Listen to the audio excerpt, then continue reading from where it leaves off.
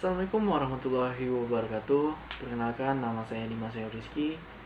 Saya mahasiswa dari Universitas Malikul Saleh, jurusan Ilmu Komunikasi angkatan tahun 2018. Nah, kali ini saya akan membahas materi mengenai jurnalistik. Di sini ada 3 poin. Yang pertama, saya akan membahas etika dan profesi jurnalistik. Yang kedua, pedoman media cyber, dan yang ketiga, kode etik wartawan. Nah, untuk yang pertama, kita akan membahas mengenai etika dan profesi jurnalistik. Apa sih itu etika? Etika berasal dari bahasa Yunani adalah ethos, yang berarti watak kesusilaan atau adat kebiasaan. Menurut Kamus Besar Bahasa Indonesia, etika adalah nilai mengenai benar dan salah yang dianut suatu golongan atau masyarakat. Selanjutnya, kita akan mencari tahu apa sih itu profesi. Profesi dalam Kamus Besar Bahasa Indonesia adalah bidang pekerjaan yang dilandasi pendidikan, keahlian, keterampilan, kejuruan, dan lain sebagainya. Dan yang terakhir, apa itu wartawan? Wartawan adalah orang yang pekerjaannya mencari informasi, mengumpulkan, memilih, mengolah berita, dan menyajikan berita secepatnya kepada masyarakat luas melalui media massa, baik yang cetak maupun elektronik.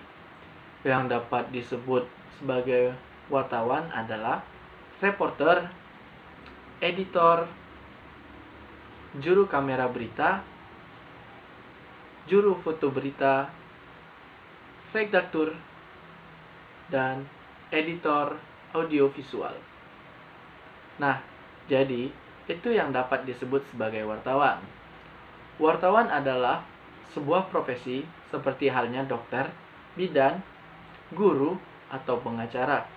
Dalam menjalankan profesi, seorang wartawan harus dengan sadar menjalankan tugas, hak, kewajiban, dan fungsinya, yakni mengemukakan apa yang sebenarnya terjadi. Sebagai seorang profesional, seorang wartawan harus terus turun ke lapangan untuk meliput suatu peristiwa yang bisa terjadi kapan saja. Bahkan, wartawan kadangkala harus bekerja menghadapi bahaya untuk mendapatkan berita terbaru dan original. Selain itu, wartawan harus mematuhi kode etik jurnalistik yang akan kita bahas di akhir nanti.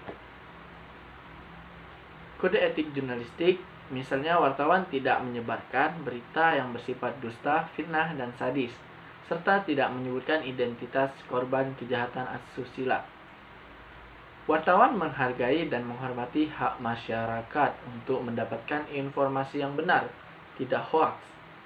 Wartawan tidak dibenarkan menjiplak, dan juga wartawan tidak diperkenalkan menerima sogokan atau suapan.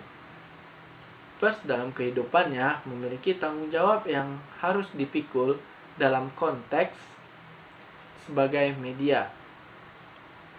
Kemudian kita akan membahas materi yang kedua, yaitu pedoman media cyber.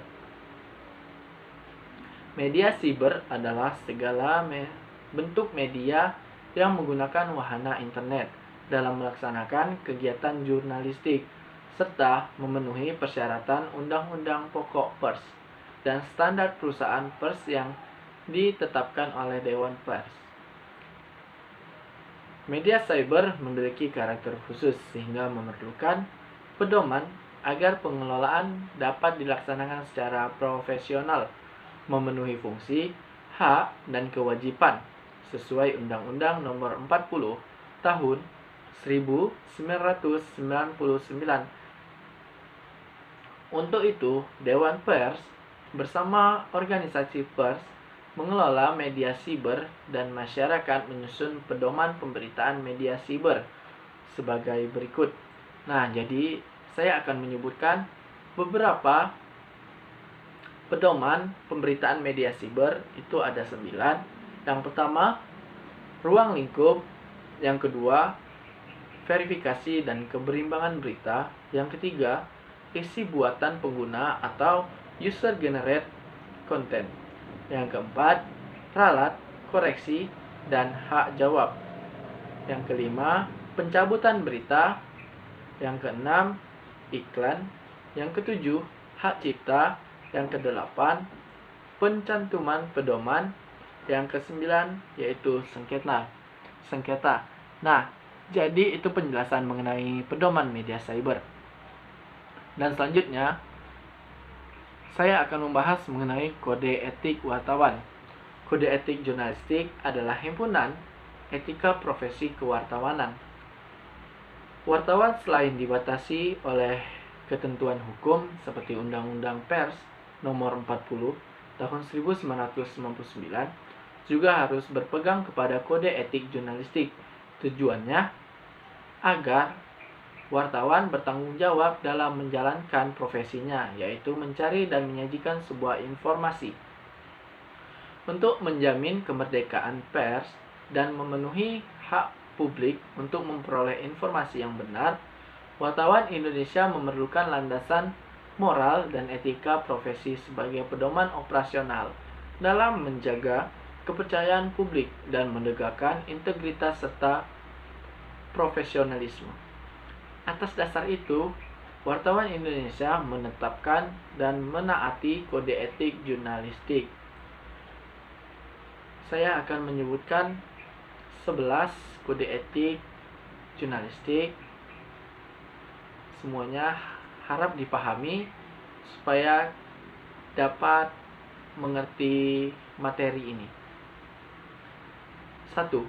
Wartawan Indonesia bersikap independen, menghasilkan berita yang akurat, berimbang, dan tidak beritikat buruk.